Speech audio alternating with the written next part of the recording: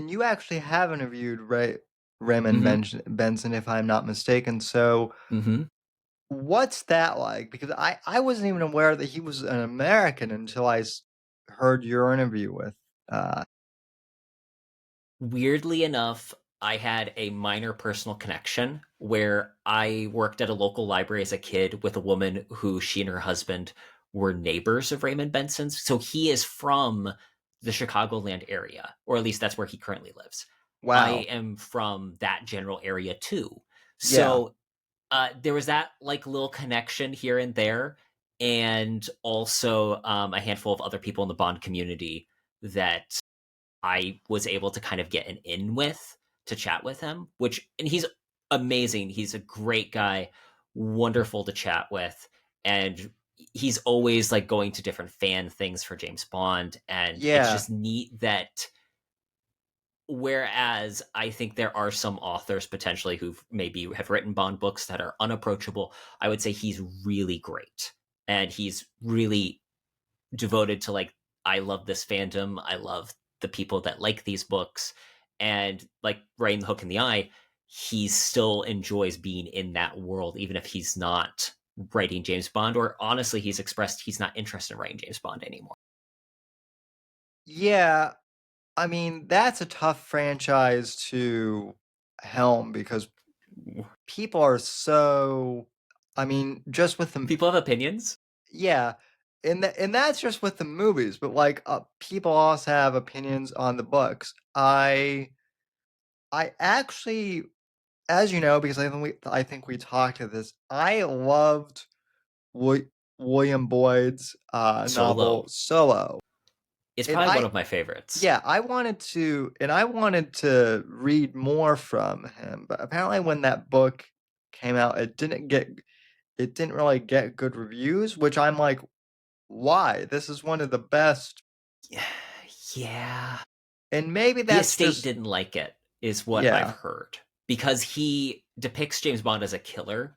Like, if you read the Wikipedia article, it's like the reason is that the estate, the family of Ian Fleming was like, oh, we don't like that James Bond is painted as a killer, cold blooded, ruthless assassin. It's like, have you read the books? That's yeah, and basically his job. yeah, and also that's basically like what Royale, did with the movies. Like, yeah, um, it's always funny because people who grew up with the Roger Moore era, they think of him more as Mm-hmm. like a suave killer, and even Connery to some extent has that. I mean, Charm. Connery is more of a killer, but there is more of that charm. And then once they read the books, they're like, "Whoa, he's a cold blooded killer," and I'm like, "Yeah, well, that's the character." That's why I think the I Dalton era is so oh underrated. So I have an unpopular opinion, or at least my hot take on James Bond. James Bond would not have lasted without Sean Connery. Yeah, And that is because the books are good. The books are really good. But its perpetuation, even Fleming knew, would be getting it on screen. And yeah, absolutely. Connery's unique blend of charisma and just raw masculinity recast Bond a little bit for the screen. But then also, I think that without that, we don't have all the continuation novels. Like, Yeah, it would have stuck with just what Fleming wrote, which are fantastic, but it really continued because I think that you cast even Roger Moore in that first Doctor No, it becomes the Saint. It doesn't become 007. yeah, yeah. I think Connery definitely brought his own personality to the role, which at the time nobody knew what a cultural success it would be. He thought Mm-hmm. that they would only just do like two, maybe three films at most. I don't think it was really until Thunderball That was when when Bond Mania went through the roof. yeah. Also, unfortunately, it was because of the Kennedy assassination, and Kennedy was such a big fan of Bond that Mm-hmm. I guess in a weird way, Bond Mania in the US at least hit because people were like, well, President Kennedy really liked this character, so maybe we should kind of continue on with that. It's interesting looking at Bond from a historical Yeah. perspective.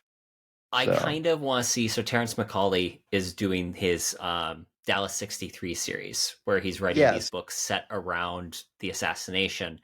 And I'm really curious if he's actually going to end up touching on it all. Because I think, if I remember the story correctly, Kennedy had either was going to go see the From Russia with Love or had just seen From Russia with Love, like within days of the assassination. I believe because I remember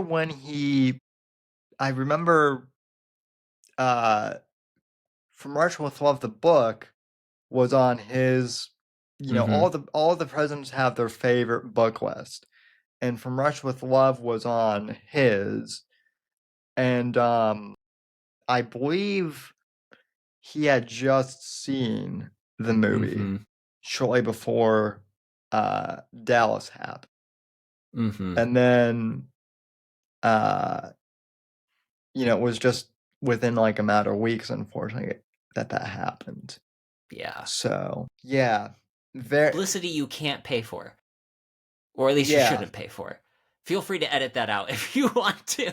No, I think it's well, I mean the other thing that's interesting is, how Bond was kind of in its own timeline as Vietnam and whatnot kind of escalated, which I don't think the UK, I know they were involved somewhat, but they didn't get involved nearly as much as America did. It is interesting when you view it just in that larger historical lens to see kind of where things were or were not. Which, to that point, I'll quickly plug my article in Men's Venture Quarterly on Fatal Femmes. They asked me to do an essay on Bond girls and the dangerous kisses to die for. Bond girls go deadly, and I try to bring some of that just larger cultural conversation about the role of women in specifically noir, the femme fatale as a character evolving through James Bond in both the books and the films, because sometimes those characters in the movies are the same that were in the book. Yes.